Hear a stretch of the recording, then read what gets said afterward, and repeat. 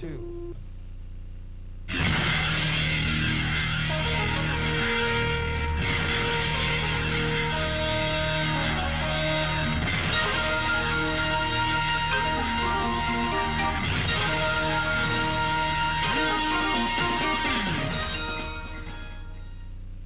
Good evening.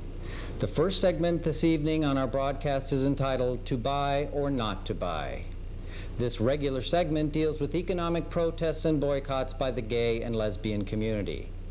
During this conservative era, the gay community has learned that economic pressure will be the main force for change into the 1990s. Our first piece deals with the ongoing national protest against Time and Newsweek magazines. Last October, over 600,000 lesbians and gays attended the National March for Lesbian and Gay Rights in Washington.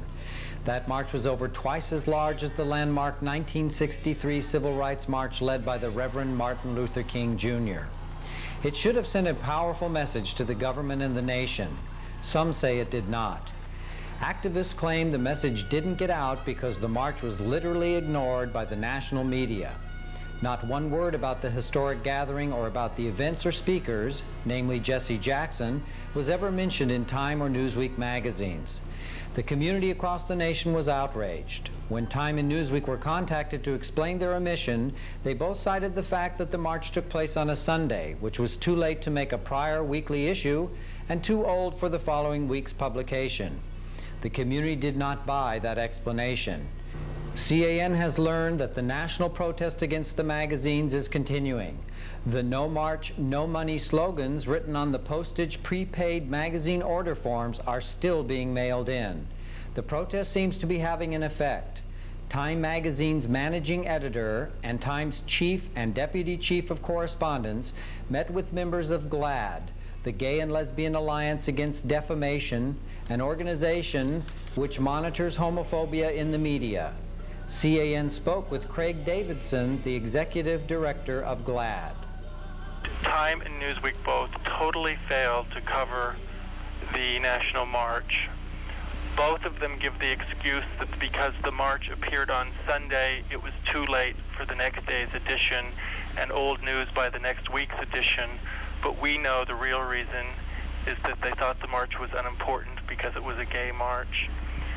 We followed up immediately with letters to Time and Newsweek and heartily support efforts then and now to boycott both magazines. Our specific efforts went toward Time magazine, trying to make up for the fact that in all of 1987 they never covered gays except when it was related to AIDS. We think we have made some progress, but more progress is to be made.